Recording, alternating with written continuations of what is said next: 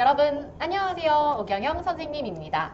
오늘은 조선의 문을 여는 첫 시간입니다. 우리 그동안 우리나라 최초의 국가인 고조선을 시작으로 고구려 백제 신라 삼국시대를 거쳐 발해와 통일신라의 남북국 시대를 지나 고려 배웠고요. 오늘은 고려의 문을 닫고 다음 시대, 조선시대의 문을 여는 그 과정을 살펴보도록 하겠습니다. 교과서를 중심으로 배우는 한국사 54페이지부터 시작합니다. 54페이지에 보시면 서울의 종로구에 있는 경복궁 근전전의 모습이 나와 있어요. 한국의 멋이 한껏 느껴지는 그런 궁궐인데요. 보세요. 선생님 조금 확대해서 보도록 할게요. 이렇게. 기와 멋지죠? 그리고 뒤에 있는 산과도 어우러진 우리 조선시대 경복궁의 모습입니다. 우리가 경복궁 그리고 조선시대는 사극을 통해서도 여러분이 많이 친근하게 들어보셨을 텐데요. 그 건국 과정을 우리 같이 살펴보도록 해요. 선생님이 교과서 들어가기 전에 간략하게 설명을 하고 교과서 한 줄 한 줄씩 읽어볼게요. 먼저 고려 말의 상황을 살펴봐야겠죠. 고려 말, 고려가 끝나가고 이제 어디로 갑니까? 조선이라는 나라가 세워집니다. 그 과정을 같이 이야기해 보도록 해요. 먼저 고려 말의 상황은 이렇게 한반도에서 고려 말의 상황이 어땠겠어요, 여러분? 불안정했겠죠. 불안정하니까 고려가 없어지고 조선이라는 새 나라가 세워졌을 거 아니에요. 자, 어떤 식으로 왜 불안정했는지를 살펴보도록 할게요. 네. 먼저 위에는 어떤 나라들이 있었냐면요. 위에는 명나라가 우리 고려에 영향력을 주고 있었어요. 그러니까 조금 위협하는 상황도 있고요. 그리고 여기에는 원나라가 또 고려에 영향을 주고 있었습니다. 명과 원의 간섭을 받는 그런 시기였던 거예요. 그런데 고려를 또 쳐들어오는 그런 것들이 있었으니 고려시대는 정말 바람잘 날 없죠. 아래서는 외구, 지금의 일본, 외가 쳐들어오고요.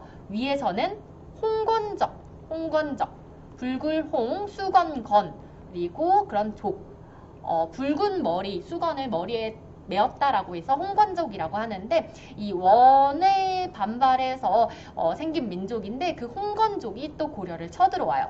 안 그래도 명과 원의 간섭으로 힘든 고려가 위에서는 홍건족, 아래서는 외가 쳐들어오니 고려의 상황이 말이 많이 아니었을 거예요. 그런데 고려 내부에서조차도 바로 고려 내부 여기 개경에서조차도 서로 못 잡아먹어서 안달인 그런 세족 간의 다툼이 있었어요. 권문세족. 우리 권문세족은 원간섭기에 이렇게 원의 세력에 빌붙어서 성장했던 그런 세력인데요. 그 당시 고려의 정권에서 힘이 있었던 세력이에요. 그럼 권문세족끼리 서로 힘을 더 갖겠다고 싸우고 있으니 고려의 상황은 밖에서든 이렇고 안에서도 이렇고 정말 말이 아니었던 상황이었어요. 자, 이런 상황 속에서 누가 등장을 하느냐? 바로 누가 등장을 하느냐? 최영과 우리가 잘 알고 있는 이성계라는 무인. 이들은 군인이에요. 그러니까 홍건전과 왜구가 이렇게 고려를 쳐들어왔을 때 나라를 잘 지켰던 무인입니다. 그러니까 새로운 무인 세력이에요. 군인. 신흥 무인 세력이 등장을 하고요. 그리고 여기에 싸우는 사람의 그리고 신진사대부라고 해서 신진은 새롭게 여기도 신흥 무인이잖아요. 신진도 새롭게 공부하는 사람이야. 공부하는 사람인데 대부 관직에서 그러니까 공부를 해서 관직까지 오른 사람이에요. 누가 있었을까요? 바로 그렇죠. 정도전과 정몽주 이런 사람들이 힘을 합쳐서 고려를 어떻게 잘 고려의 지금 불안정한 상황을 잘 해결해 보려고 합니다. 다시 한번 정리를 해볼게요. 이렇게 외구의 침입, 홍건적의 침입, 나라 안에서도 서로 싸우는 이런 고려 말의 불안정한 상황을 최영과 이성계와 같은 신흥 무인, 이렇게 다 고려를 지켰으니까 신흥 무인, 무인, 그리고 정도전과 종몽주와 같은 공부하는 사람들이 힘을 합쳐서 고려의 불안정한 상황을 이제 새롭게 만들어 보려고, 안정시키려고 노력을 하고 있었어요. 자, 이런 상황 속에서 하나의 사건이 생깁니다. 어떤 사건일까요? 이 사건을 토대로 바로 조선이라는 나라가 건국이 되는데요. 선생님 살펴보도록 할게요. 자, 첫 번째는 명의 어떤 요구가 있었어요. 지금 여기 명이죠? 자, 명나라가 명의 요구. 우리 고려에게 뭔가를 요구를 했어. 근데 그 요구를 들어주자니 너무 과한 요구였어요. 그래서 우리 고려의 왕과 지금 이 최영이라는 사람 있죠? 최영이라는 사람이, 이성계는 최영의 부하거든요. 그래서 이 최영 밑에서 성장했던 이성계인데, 자, 이성계에게 너 가서 명을 정벌하고 와. 명을 정벌하고 와 라고 했는데, 이성계는 군사를 이끌고 가다가 왕과 최영의 명령을 거부하고 다시 개경으로 돌아옵니다. 그러니까 왕과 최영은 분명히 이성계에게 너 군인이니까, 고려의 군인이니까 빨리 가서 명을 정벌하고 와 라고 했는데, 이성계가 갔다가 다시 회군 돌아오는 거예요. 위화도라는 곳에서 다시 돌아오는데, 그래서 최영을 죽이고 이 왕을 끌어내리고 자기가 새로운 왕을 앉힙니다. 자, 이 두 번째, 이 사건이 가장 큰 사건이죠. 이 사건이 바로 이성계가 어떤 지역에서, 위화도라는 지역에서 돌렸어요. 돌렸어요. 군대를. 그래서 위화도 회군 사건이라고 하는데요. 자, 이 위화도 회군 사건을 계기로 해서 이성계가 이제 지금 최영을 죽였고요. 그럼 이성계와 정도전, 정몽주, 이 사람들이 이제 같이 새로운 것을 꿈꾸고 있는 거예요. 그런데 이 사람들끼리도 생각이 달랐어요. 이성계와 그리고 이성계와 정도전은 새로운 나라를 세워야 한다. 이미 고려는 고칠 게 너무 많으니까 새로운 나라를 세워야 한다라고 했고, 정몽주는 아니다. 고려라는 나라를 지키고 그 안에서 개혁을 시행하자라고 이렇게 또 생각이 갈렸어요. 그렇게 의견 대립이 있다가 정도전이 정몽주를 이렇게 처리를 하고, 지금 그럼 어때요? 이 사람들, 이성계와 정도전이 남아있죠? 어떻게 보면 정치적으로 이제 힘이 완전해진 거예요. 그래서 정치적으로 이렇게 힘을 키우고, 네 번째로 정치적으로만 힘을 키워서는 나라를 건국할 수가 없어요. 과전법이라고 해서 관리들에게 어떤 과에 따라서, 관리들의 등급에 따라서 밭을 주는 거예요. 그러니까 관리들 그동안 이 권문세족들이 갖고 있었던 땅을 모조리 다 회수해서 그것을 이제 관리들을 과에 따라서 이렇게 밭을 주는 거죠. 그것을 과전법이라고 하는데, 이렇게 권문세족의 땅을 모두 회수했으니까 이거는 경제적으로도 힘이 생긴 겁니다. 경제적으로도 힘이 생겼고요. 이렇게 해서 정치적으로, 경제적으로 힘이 생긴 이성계와 정도전은 조선이라는 나라를 건국을 하게 됩니다. 이게 바로 조선을 건국한 게 1392년인데요. 이거 연도도 한 번씩 기억을 하면 좋을 것 같아요.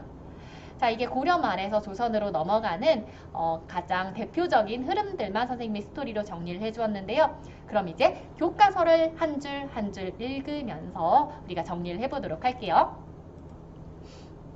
고려 말 연이은 외적의 침입. 외적의 침입이라고 했으니까 지금 명과 원이 간섭하는 시기에서 외적, 홍건적과 외구가 이렇게 쳐들어오는 거예요.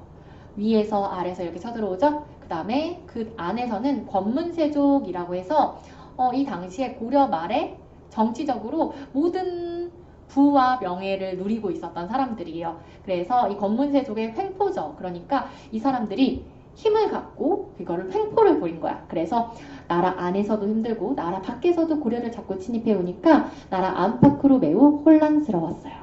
자, 이때 등장한 누구? 선생님이 말했죠? 신흥무임 그리고 신진사대부 군인들과 그리고 공부한 사람들이요. 공부한 사람들. 이 사람들은 고려시대에 저기 지방에서 공부했던 사람들이에요. 중앙에서 공부하지 못하고 지방에서 공부하면서 어느 정도 힘이 있고 어느 정도 경제력이 있는 그런 사람들이에요. 이때 신진사대부 중 일부는 홍건족과 왜구의 침입을 물리치며 성장한 신흥무인 세력. 그러니까 신진사대부랑 신흥무인 세력과 손을 잡고 사회 문제를 해결하려고 했습니다. 어떤 식으로 해결했는지 자 볼게요. 이때 새로이 들어선 명의. 자, 이 상황까지 했죠. 명의 바로 고려에게 북쪽 땅의 일부를 내놔라라고 무리한 요구를 했어요. 명의 요구. 자, 고려는 이성계로 하여금 왕과 채영은 이성계에게 요동 지역을 공격하게 했어요. 어떤 공격을 했죠. 그런데 이성계가 거기로 가다가 위화도라는 곳에서 군대를 되돌렸어요. 위화도 회군, 위화도라는 곳에서 군대를 돌렸어요. 위화도 회군으로 반대 세력 몰아냈어요. 바로 채영 죽이고 왕 이렇게 끄집어 내렸어요. 그리고 권력을 잡고 여러 가지 제도를 고쳐서 과전법도 막 이렇게 시행하고 그리고 자신의 반대 세력이었던 뜻이 조금 달랐던 정몽주도 처리를 하고 이렇게 해서 조선을 건국하게 됩니다. 선생님이 이렇게 설명했던 게 또 교과서에 이렇게 잘 나와 있네요. 자, 고려 말의 혼란스러운 상황은 곤문세족에 이렇게 횡포가 있었어요. 곡식을 막 다 가져가.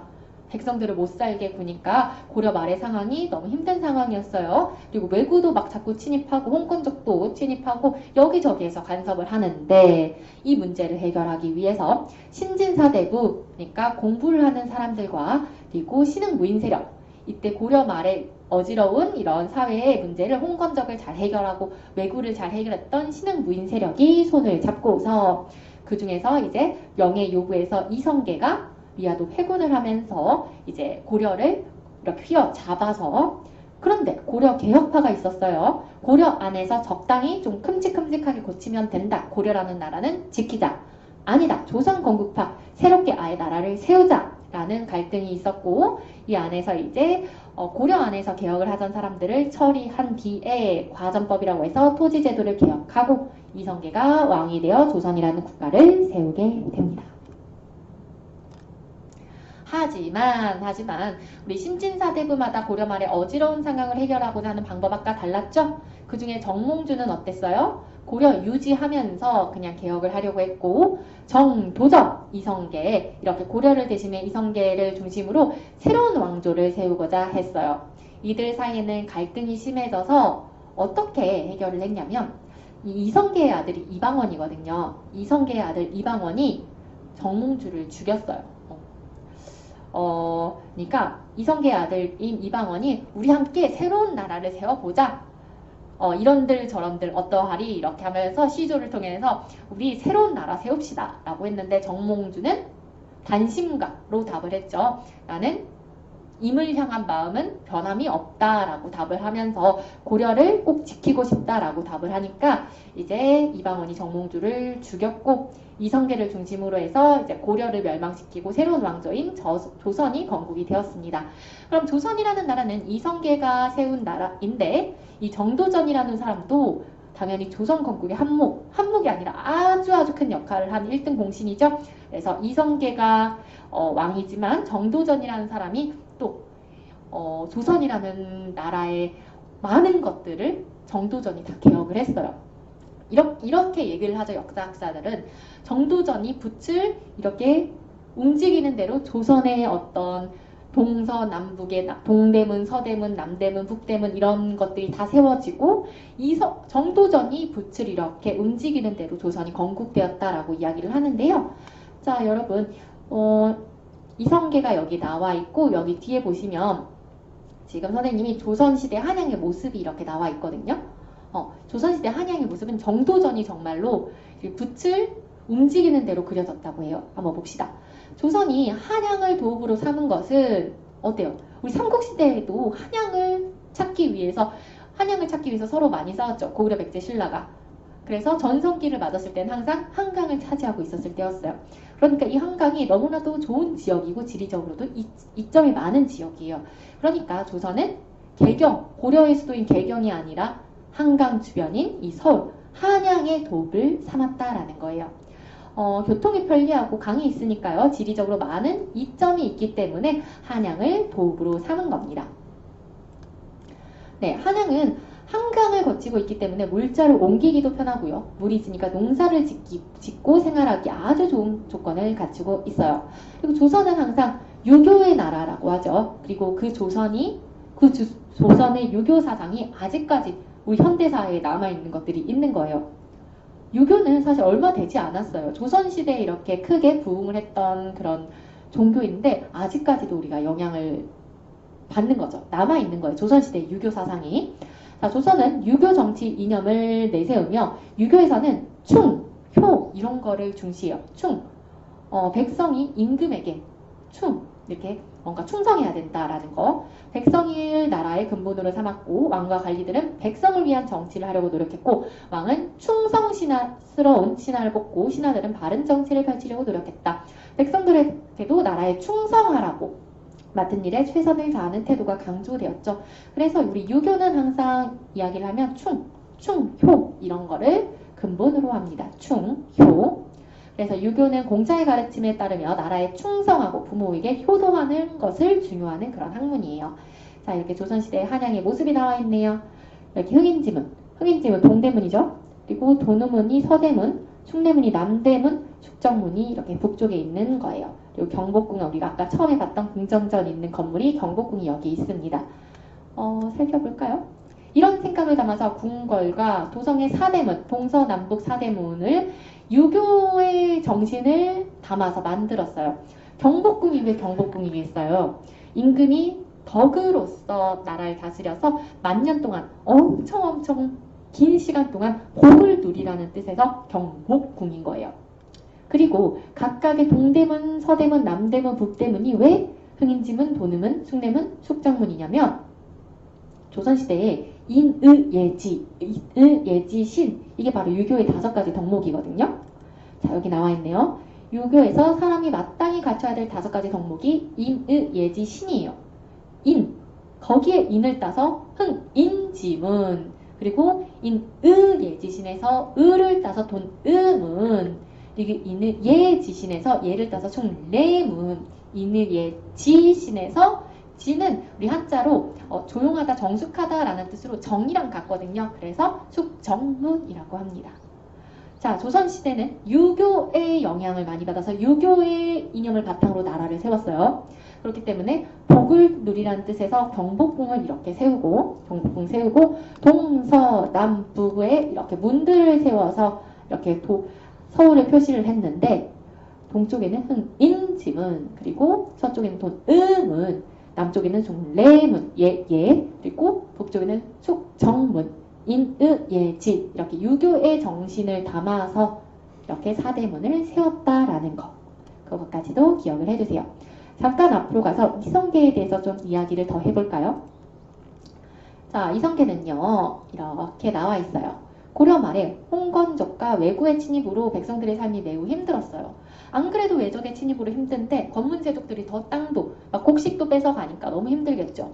이때 토지나 권력이 일부 세력, 권문세족에게 집중돼서 사회 곳곳에서 많은 문제가 일어났어요.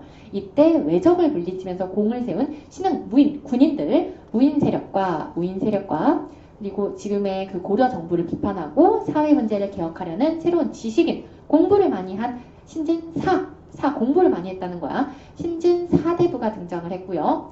자, 이들 중에서 이제 외적의 침입을 물리친 이성계가 국민들의 지지를 많이 받았는데, 이성계는 뛰어난 활솜씨와 군사 지휘 능력이 뛰어났다고 하는데요. 이 사람들은 이성계는 정도전과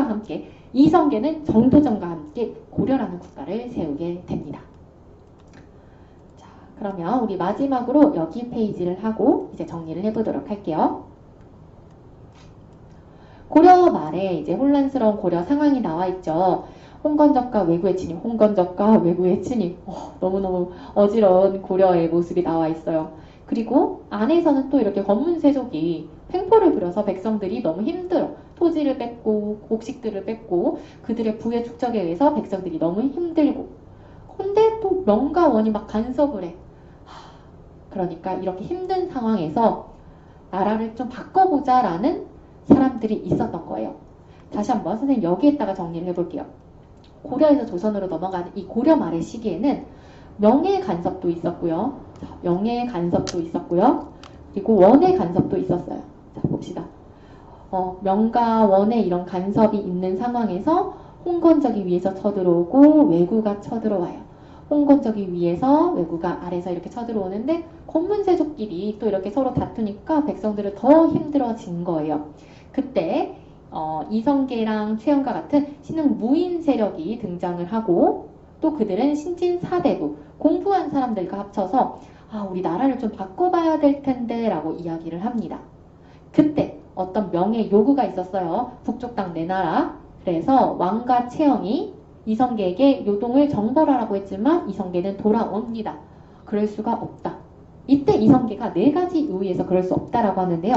첫 번째 이유는 여름이기 때문에 이렇게 더운 날 그 군인들을 이끌고 이렇게 가는 것은 위험한 일이다. 여름에. 두 번째, 장마철이다. 장마철이기 때문에 활이 제대로 나아가지 않는다. 너무 습해서. 세 번째는 어떤 이유였을까요? 우리가 이렇게 요동을 정벌하고 이렇게 위쪽으로 군대가 다 쏠리면 아래쪽에서 왜구가 쳐들어올 것이다. 그것도 우리가 대비를 해야 된다.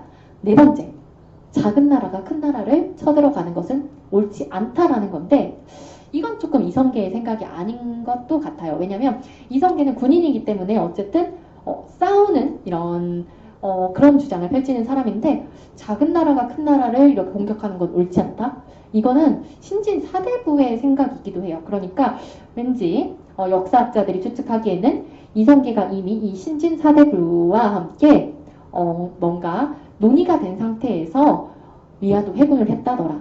이런 추측도 있죠. 그래서 이제 이성계가 채영을 죽이고 왕도 끌어내리고 자신의 말을 잘 들을 수 있는 그런 왕을 앉히고 어쨌든 세력을 잡은 거죠. 그런데 이렇게 채영을 죽이고 봤더니 여기 사이에서도 의견이 갈리는 거예요. 정몽주는 고려를 지키며 여기 개혁을 합시다 라고 했고 고려 안에서 개혁을 하자. 근데 이성계와 정도전은 새로운 나라를 세워야 된다. 조선 건국파가 있었어요. 그래서 이성계의 아들인 이방원이 정몽주를 죽이고 정치적으로 이제 완전한 힘을 얻은 거예요. 이성계와 정도전이. 그런 상태에서 이제 과전법을 통해서 이 권문세족들의 땅까지 빼앗으면서 경제적인 힘까지 찾은 뒤 조선이란 나라를 건국하게 됩니다. 자, 그래서 지금 이 세력과 이 의견 대립은 어떤 식으로 빈칸을 채우면 되냐면 정몽주랑 정도전은 똑같이 고려 말의 어지러운 상황을 해결하려고 했던 건 똑같아요. 하지만 방식의 차이가 있었던 거예요. 정몽주는 고려라는 나라 안에서 개혁을 하자는 거죠. 그러니까 고려를 지키고 나라는 우선 고려를 그대로 두고 지키고 이제 큼직큼직하게 개혁을 하자. 고려를 지키고 큼직큼직한 거를 개혁하자. 큰 개혁을 하자. 그런데 정도전은 이미 고려라는 나라는 고칠 게 너무 많아서 손대기가 힘들다. 너무 다 고쳐야 되니까 아예 새로운 국가를 세우자. 이렇게 똑같은 목소리는 같아요. 고려의 말에 지금 어지럽고 혼란스러운 상황을 해결하려는 것은 같은데 목표는 같은데 방식의 차이가 있었던 거예요. 그래서 방식의 차이로 인해서 이성계의 아들인 이방원이 정몽주를 죽이고 처리하고 이제 이성계와 정도전의 조선이 건국이 되는 겁니다. 우리 항상 조선을 건국하면 이성계라고만 생각을 하는데요. 이성계와 정도전이라고 얘기를 해도 될 만큼 정도전의 역할이 정말 컸어요. 선생님 아까 얘기했죠? 정도전이 붓을 이렇게 움직이는 대로 조선이라는 나라의 틀이 잡힌 거예요. 그러니까 조선 건국은 이성계와 정도전이라고 해도 되는 겁니다. 자, 이렇게 해서 선생님이 오늘은 고려 말, 고려가 끝나고 고려의 문이 닫히고 조선의 문이 열리는 그 상황을 여러분에게 이야기를 해줬는데요.